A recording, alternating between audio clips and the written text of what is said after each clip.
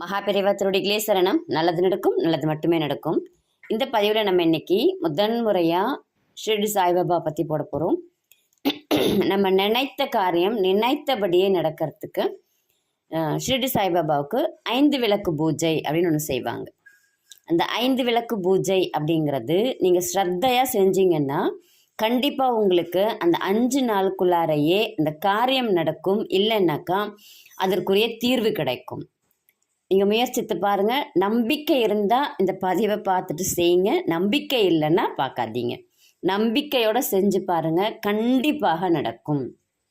என்ன பண்ணணும்? இதுக்கு ஒரு வியாழக்கிழமையாக தேர்ந்தெடுத்துக்குங்க. அப்படி எனக்கு வியாழக்கிழமை ஒத்து வரல, நல்ல பௌர்ணமியாக பார்த்து தேர்ந்தெடுங்க. பௌர்ணமி எனக்கு கிடைக்கல, ஏதாவது ஒரு நல்ல முகூர்த்த நாளாக பார்த்து தேர்ந்தெடுத்துக்குங்க.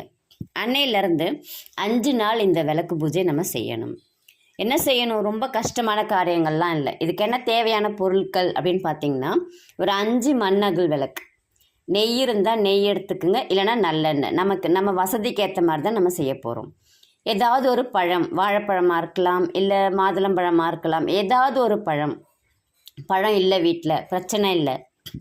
கல்கண்டு இருக்கும், இல்லைனா திராட்சை இருக்கும். கல்கண்டோ திராட்சையோ ஏதோ ஒன்று வைங்க. இல்லை 2மே இருக்குன்னா 2ஐயும் கலந்து கூட பாபாவுக்கு வைங்க, ஒன்றும் தப்பு கிடையாது. பாபாவுடைய படம் இருந்துச்சு அப்படின்னாக்கா அதை தொடச்சி சுத்தம் பண்ணிவிடுங்க. சந்தனம் வைங்க, மஞ்சள் குங்குமம் வைக்காதீங்க, சந்தனம் வச்சு குங்குமம் வைங்க.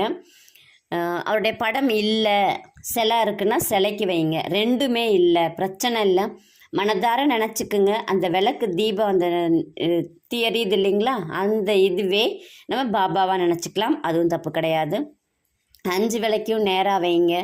அவருடைய படத்துக்கு முன்னாடி ஏற்றி வைங்க 5ஐயும். இல்லை ரவுண்டாக ஏற்றி வைங்க அவர் படத்துக்கு முன்னாடி, இல்லைன்னா அப்படியே நேராக ஏற்றி வைங்க. ஏற்றி வச்சுட்டு அவருடைய அஷ்டோத்திரம் தெரிஞ்சிச்சு, 108 நாமாவளி தெரிஞ்சிச்சு அப்படின்னா அதை சொல்லுங்கள். இல்லை எனக்கு அதெல்லாம் சொல்ல வராது, இல்லை எனக்கு நேரம் இல்லைன்னு நினைக்கிறீங்களா, ஒன்றும் பிரச்சனை இல்லை. எல்லாருக்குமே தெரிஞ்சது ஓம் சாய்ராம். நீங்கள் ஓம் சாய்ராம் அப்படிங்கிறதே 108 தடவை சொல்லுங்கள். சொல்லிவிட்டு தீபதூபம் காமிச்சிட்டு எல்லோரும் வீட்டில் இருக்கிற எல்லாருமே அந்த பிரசாதத்தை எடுத்து சாப்பிட்டுக்குங்க. அது 5 நாளும் செய்யணும்.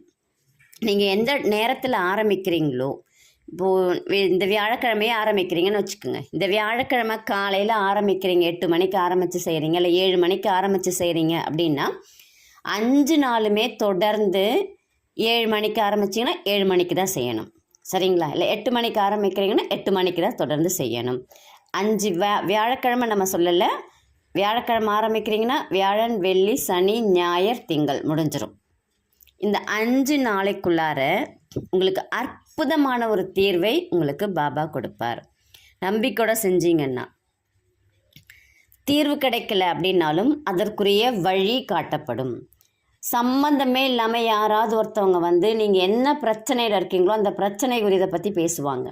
அப்போது அதுவே நமக்கு ஒரு நல்ல அறிகுறி அப்படின்னு நம்ம எடுத்துக்கணும். நமக்கு தெரியாது, ஆனால் இவங்க ஏன் சம்மந்தம் இல்லாமல் பேசுகிறாங்க நம்ம யோசிப்போம். ஆனால் நம்மக்கிட்ட பாபா பேச வச்சிருக்கார் அப்படிங்கிறது அர்த்தம். அது வேலை செய்ய ஆரம்பிச்சிருக்கு அப்படிங்கிறது அர்த்தம். நீங்கள் முதல் நாள் மட்டும் நீங்கள் கோரிக்கை வச்சிட்டிங்கன்னா கூட போதும்.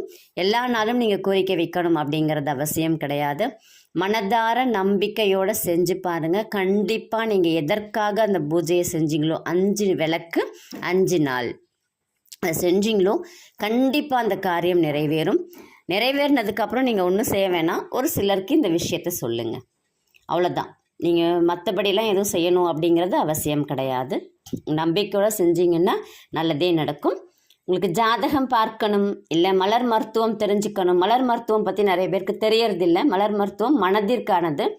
கண்டிப்பாக எல்லா பிரச்சனைக்குமே காரணம் மனது தான். அதுக்காக தான் அந்த மலர் மருத்துவம் அப்படிங்கிறது.